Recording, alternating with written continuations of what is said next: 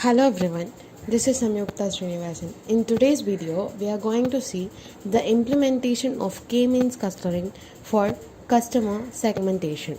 Here, the first step will be importing the necessary Python packages, and here it includes the pandas.pd and then the matplotlib.pyplot. And K-means clustering is a unsupervised machine learning algorithm, and it is used for clustering data points into groups based on their similarity. So here the goal is to minimize the WCSs, which is nothing but within cluster sum of square, which represent the sum of square distances between the data points and their cluster centroids. And the first step will be doing some of the basic operations on the data. Here I'm going to display the first 5 columns of the data set, and hence I'm using data.head command, and then I'm going to check the data types of the data set, and hence I'm using data.info command, and then I'm going to add the values of the null value, and hence I'm using isNull.sum command. And here the first step, I'm going to select the number of clusters. So I'm going to decide how many clusters I want to create. This value is often determined based on the domain knowledge or by using the techniques like elbow method. And next is to initialize the centroid. Randomly select k data points as initial centroids and assign data points to nearest centroid. Calculate the distance, usually a Euclidean or Manhattan distance, between each data point and centroid. Assign each data point to the nearest centroid, creating clusters.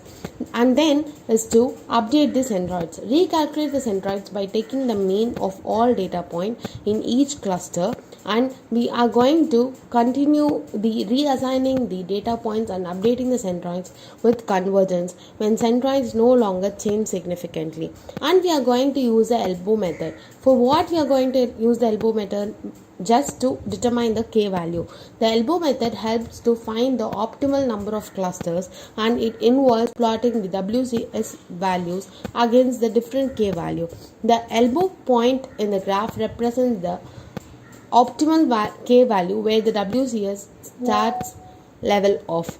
And in this code, like sklearn.cluster import k-means, the init argument specifies a method for initializing the centroid, either k-means ++ or random. And here we have used k-means ++.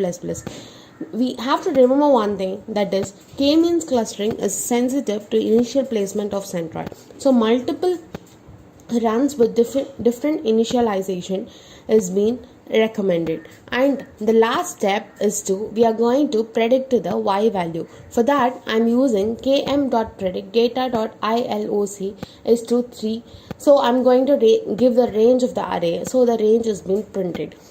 And the data set, by using the data set called customer segments, we are going to plot a graph by using plt.scatter command for the annual income and spending score.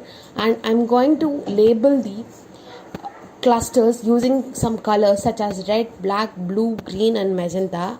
And then I'm going to use plt.legend command and plt.title command to visualize the graph given.